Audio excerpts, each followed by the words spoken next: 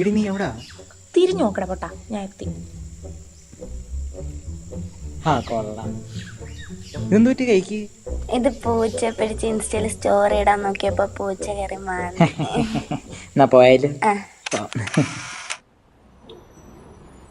ചേട്ടാ 2 മുട്ട പപ്സും 2 ലൈം ജ്യൂസും. സെറ്റ്.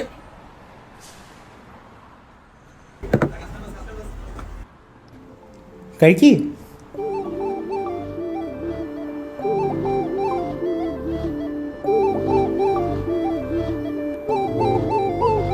അത് കണ്ടോ? നീ പ്രേമിച്ചിട്ടുണ്ടോ? അതിന്റെയാ. ഒരു മിനിറ്റ്.